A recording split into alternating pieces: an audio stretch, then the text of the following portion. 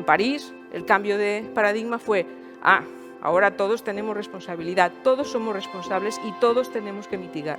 Y esa es la diferencia entre el protocolo de Kioto y el Acuerdo de París, que creo que es muy interesante recalcar. Todos tenemos una responsabilidad, entonces ¿cómo lo hacemos? Si no queremos que la temperatura aumente más de 1,5 grados en 2100, ¿cuánto podemos emitir? ¿Cuánto podemos seguir teniendo el mismo modelo que tenemos ahora y cuánto podemos emitir? Pues esto es lo que podríamos emitir. Es decir, ahora ya hemos emitido y nos queda el 10%, el 9% de emisiones, que podríamos hacerlas en 10 años, al ritmo que estamos emitiendo actualmente o que se prevé que estamos emitiendo actualmente. O sea, que nos queda muy poco presupuesto de carbono global. ¿Eso qué quiere decir? Que tenemos que cambiar nuestro modelo lo antes posible. Pero todavía el gas y el petróleo, junto con el carbón, están dominando las emisiones globales y siguen incrementándose.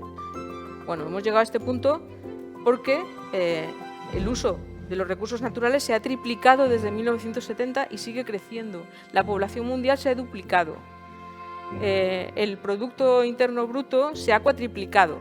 El per cápita se ha duplicado. La extracción de materias primas se ha multiplicado casi 3,5 veces. Y la demanda per cápita de materias primas casi 2 veces.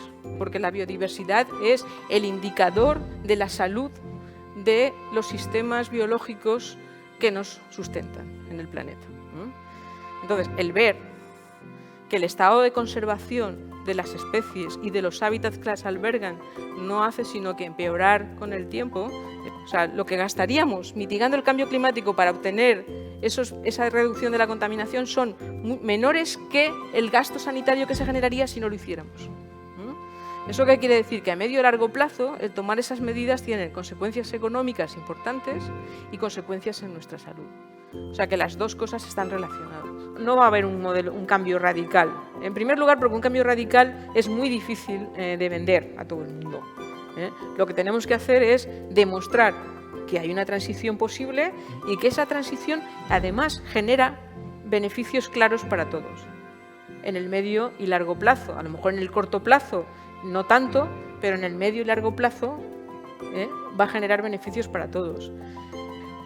Nosotros los académicos hicimos que la gente, o sea, dijimos que viene el lobo, ¿no? Por decirlo de una forma simplista, y ya está, ya lo hemos dicho, ya hemos dicho todo lo que yo he dicho antes. Vale, está ahí. Pero ahora, en lugar de seguir diciendo todos son malos porque no hacen nada a nadie, digamos, bueno, nosotros somos parte de la sociedad y todos tenemos que hacer cosas. Y esas cosas van a redundar positivamente en todos nosotros, ¿no?